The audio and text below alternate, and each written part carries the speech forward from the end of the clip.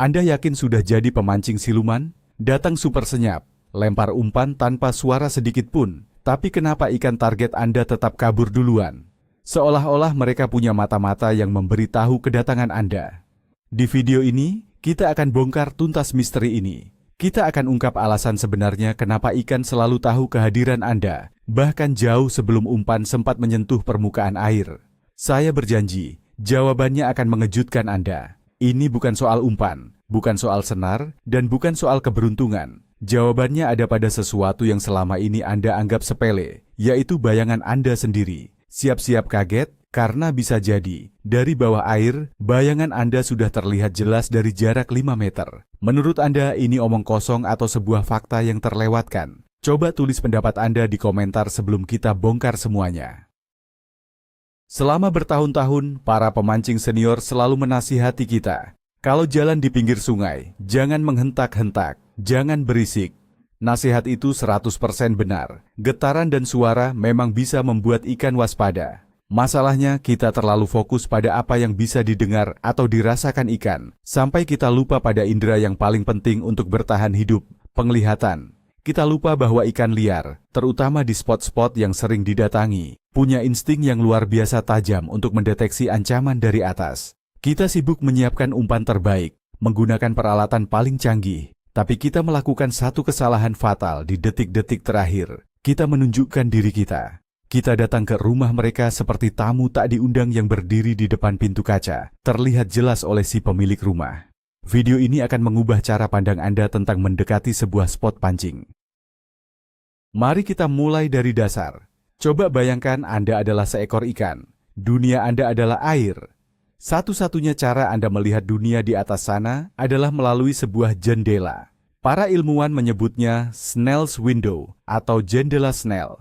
Ini bukan jendela biasa. Ini adalah sebuah lingkaran di permukaan air, tepat di atas posisi Anda, di mana Anda bisa melihat semua yang ada di atas. Di luar lingkaran itu, yang Anda lihat hanyalah pantulan dasar sungai atau danau. Jadi, ikan punya sudut pandang yang sangat terbatas ke dunia kita. Tapi, apapun yang masuk ke dalam lingkaran atau jendela itu akan terlihat dengan sangat jelas. Ini adalah kunci pertama untuk memahami mengapa ikan bisa melihat kita, padahal kita merasa sudah bersembunyi dengan baik.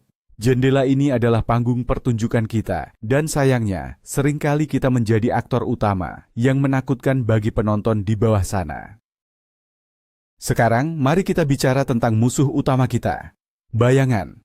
Kenapa bayangan begitu menakutkan bagi ikan? Begini penjelasannya. Bagi ikan, predator alami mereka sebagian besar datang dari atas. Burung elang, burung kuntul, atau predator lainnya. Apa ciri-ciri predator itu? Sebuah bentuk gelap besar yang bergerak cepat di atas permukaan air. Nah, saat Anda berdiri di tepi sungai dengan matahari di punggung Anda, apa yang Anda ciptakan? Tepat sekali. Anda menciptakan sebuah bayangan besar, gelap dan memanjang, yang jatuh tepat ke dalam jendela Snell milik ikan. Ikan tidak perlu berpikir, oh, itu hanya bayangan pemancing. Tidak, insting ribuan tahun mereka langsung berteriak. Bahaya, predator, kabur. Inilah reaksi alami yang tidak bisa mereka kendalikan. Anda bahkan belum melempar, tapi Anda sudah mengirim sinyal bahaya paling jelas ke seluruh penghuni spot tersebut. Lalu, dari mana datangnya angka 5 meter itu? Apakah itu angka pasti? Tentu saja tidak. Itu adalah sebuah prinsip untuk menggambarkan seberapa jauh efek bayangan kita. Di pagi atau sore hari, saat matahari berada di posisi rendah, bayangan kita akan menjadi sangat panjang. Jika Anda berdiri di tepi sungai setinggi 1 meter, bayangan Anda bisa dengan mudah memanjang 3, 4, bahkan lebih dari 5 meter ke tengah sungai. Coba bayangkan skenario ini. Anda melihat ada kumpulan ikan sedang bermain di jarak 4 meter dari tepi. Anda mendekat dengan perlahan, matahari ada di belakang Anda. Tanpa Anda sadari, ujung bayangan kepala Anda sudah menyapu area tempat ikan-ikan itu bermain. Hasilnya, dalam sekejap, mereka semua lenyap. Anda mungkin mengira mereka kabur karena suara langkah Anda, padahal sebenarnya mereka kabur karena melihat hantu hitam raksasa yang tiba-tiba muncul di dunia mereka. Kesalahan fatal lainnya yang sering kita lakukan adalah posisi berdiri. Banyak dari kita suka mencari tempat yang tinggi, seperti di atas tanggul, batu besar, atau jembatan kecil, karena dari sana kita bisa melihat pergerakan ikan dengan lebih jelas. Ironisnya, semakin jelas kita melihat ikan, semakin jelas pula ikan melihat kita. Saat Anda berdiri di posisi yang tinggi, bukan hanya bayangan Anda yang terlihat. Seluruh siluet atau bentuk tubuh Anda akan terpampang nyata di jendela Snell milik ikan.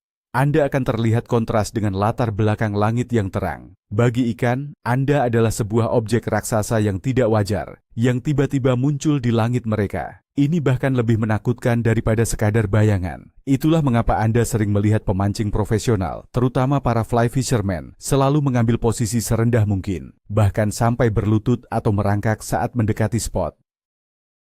Sekarang kita masuk ke topik yang sering jadi perdebatan, warna pakaian. Ada yang bilang ini cuma mitos, ikan buta warna, jadi tidak ada pengaruhnya. Anggapan ini tidak sepenuhnya benar. Ikan mungkin tidak melihat spektrum warna seperti manusia, tapi mereka sangat ahli dalam mendeteksi kontras dan gerakan. Coba Anda bayangkan, Anda memakai kaos berwarna putih cerah atau oranye stabilo. Saat Anda bergerak di antara pepohonan yang hijau atau di depan latar belakang tanah yang cokelat, baju Anda akan sangat menonjol. Anda seperti lampu neon berjalan di mata ikan. Sebaliknya, jika Anda memakai pakaian dengan warna-warna alam seperti hijau zaitun, cokelat, atau abu-abu, tubuh Anda akan lebih menyatu dengan lingkungan sekitar. Ini akan membantu memecah siluet tubuh Anda dan membuat Anda tidak terlalu mencolok saat terlihat melalui jendela Snell. Baik, kita sudah tahu masalahnya. Bayangan, siluet, dan kontras warna. Lalu apa solusinya? Solusi pertama dan paling penting adalah sadari posisi matahari. Sebelum Anda melangkah mendekati sebuah spot, berhentilah sejenak. Lihat di mana posisi matahari. Jika matahari ada tepat di belakang Anda, itu adalah posisi terburuk. Bayangan Anda akan jatuh lurus ke depan, ke dalam air. Dalam kondisi ini, Anda harus mengubah strategi. Jangan dekati spot dari arah itu. Carilah jalan lain. Mungkin Anda bisa mendekat dari samping sehingga bayangan Anda jatuh menyusuri tepi sungai, bukan ke tengah. Atau, jika memungkinkan, carilah spot di mana Anda bisa memancing dengan posisi menghadap matahari. Memang sedikit silau, tapi setidaknya bayangan Anda jatuh ke belakang, di darat, bukan di atas kepala ikan. Solusi kedua adalah memanfaatkan perlindungan atau cover alami. Jangan pernah berdiri di tempat terbuka jika ada pilihan lain. Alam sudah menyediakan kamuflase terbaik untuk kita. Gunakan pohon, semak belukar yang rimbun, bebatuan tinggi, atau bahkan rumpun ilalang sebagai tameng Anda. Berdirilah di belakangnya, bukan di depannya. Dengan bersembunyi di balik objek-objek ini, Anda secara efektif memecah bentuk tubuh Anda. Ikan tidak akan lagi melihat siluet manusia yang utuh dan menakutkan. Mereka mungkin hanya akan melihat sebagian kecil dari gerakan Anda yang tidak terlalu mengancam. Ini adalah teknik dasar para pemburu, dan sebagai pemancing, kita juga adalah pemburu. Kita harus belajar untuk tidak terlihat oleh mangsa kita. Ingat, pemancing terbaik adalah pemancing yang tidak disadari keberadaannya oleh ikan. Gerakan adalah pemicu utama lainnya. Ikan, seperti hewan liar pada umumnya, sangat peka terhadap gerakan yang tiba-tiba dan cepat. Anda mungkin sudah berhasil mendekati spot tanpa membuat bayangan. Anda sudah bersembunyi di balik semak-semak, tapi kemudian Anda melakukan satu kesalahan, mengayunkan joran dengan cepat dan kasar untuk melempar. Gerakan cepat dari joran yang panjang itu akan terlihat seperti sambaran predator dari atas. Solusinya, lakukan semuanya dengan perlahan dan terkendali. Angkat joran Anda pelan-pelan, lakukan ayunan lemparan. Casting dari samping, side cast, bukan dari atas kepala, overhead cast, jika memungkinkan. Lemparan dari samping akan membuat gerakan joran tidak terlalu terlihat dari bawah air. Semua gerakan Anda harus mengalir, halus, dan sebisa mungkin tidak memecah ketenangan visual di sekitar spot. Mari kita diskusikan tentang permukaan air. Kondisi permukaan air juga sangat berpengaruh. Jika air di spot Anda tenang seperti cermin, tanpa riak sedikit pun, maka jendela Snell akan berfungsi sempurna. Ikan bisa melihat ke atas dengan sangat jelas. Dalam kondisi seperti ini, Anda harus ekstra hati-hati. Sebaliknya, jika permukaan air sedikit beriak karena angin atau arus, ini adalah keuntungan bagi Anda. Riak-riak air akan mengaburkan dan memecah pandangan ikan ke atas. Siluet dan bayangan Anda menjadi tidak sejelas saat air tenang. Jadi, jangan sebal jika ada sedikit angin saat memancing. Angin itu bisa menjadi sahabat Anda, membantu menyamarkan kehadiran Anda. Manfaatkan kondisi ini untuk mendekati spot yang biasanya sulit dijangkau karena terlalu terbuka.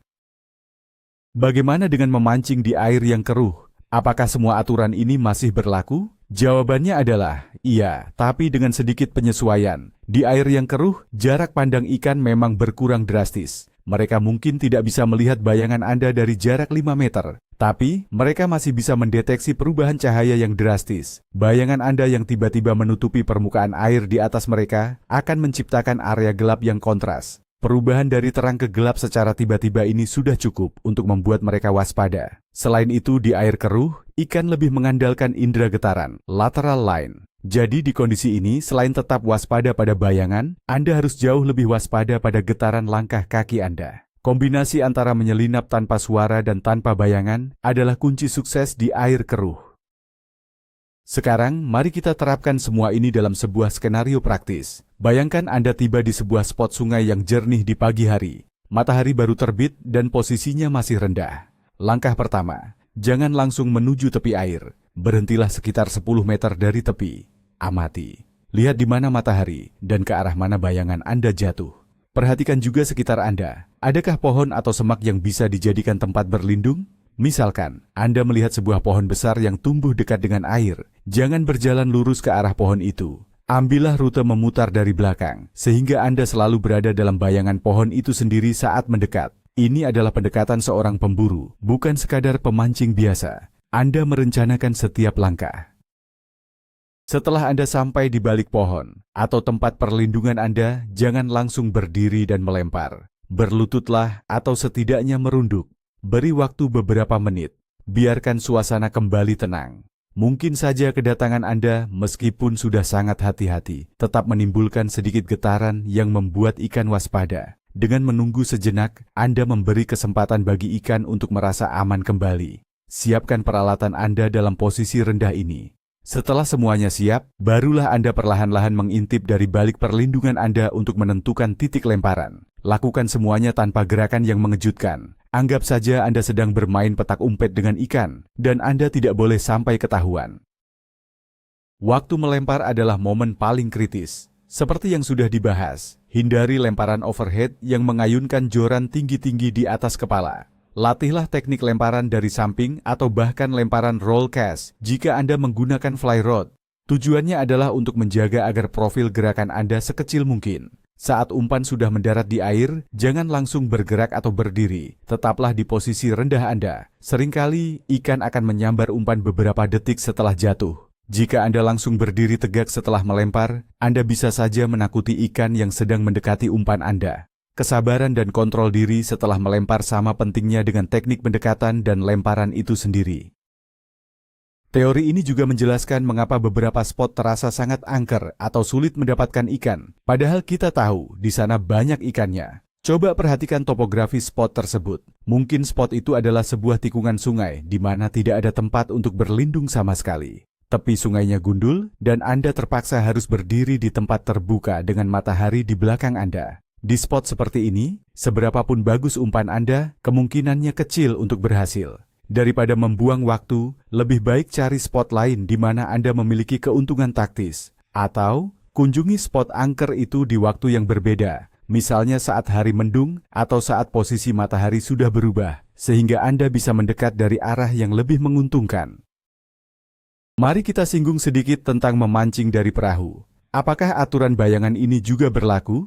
Tentu saja, bahkan mungkin lebih penting. Di atas perahu, Anda berada di posisi yang lebih tinggi dari permukaan air.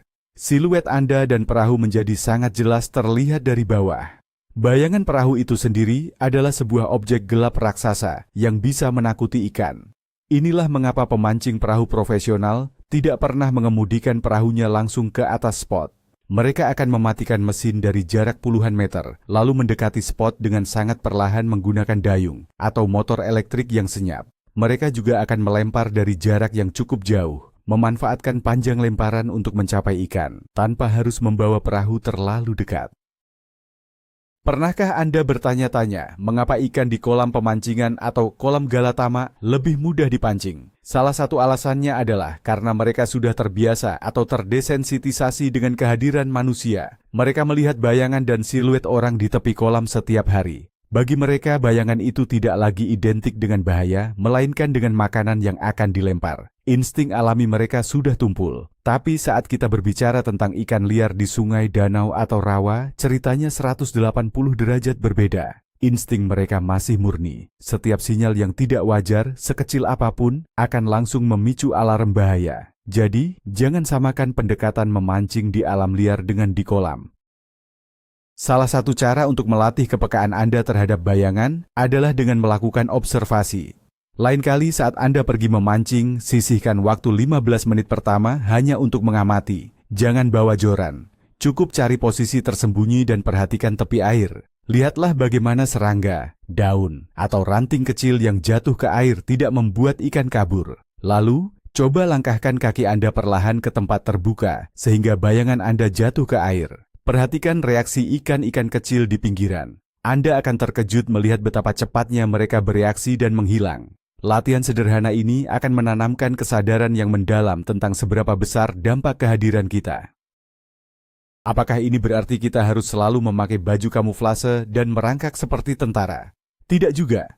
Poin utamanya bukan untuk menjadi tidak terlihat sama sekali. Itu mustahil. Poin utamanya adalah untuk mengurangi faktor kejutan. Dengan memahami bagaimana ikan melihat kita bisa membuat keputusan yang lebih cerdas. Mungkin hari ini Anda hanya perlu memastikan matahari ada di depan Anda. Mungkin besok Anda hanya perlu bergeser 2 meter ke kiri untuk berdiri di balik bayangan sebatang pohon. Perubahan-perubahan kecil inilah yang membedakan antara pemancing yang sering pulang dengan tangan hampa dan pemancing yang secara konsisten berhasil mendaratkan ikan. Ini bukan lagi soal keberuntungan, ini adalah soal strategi.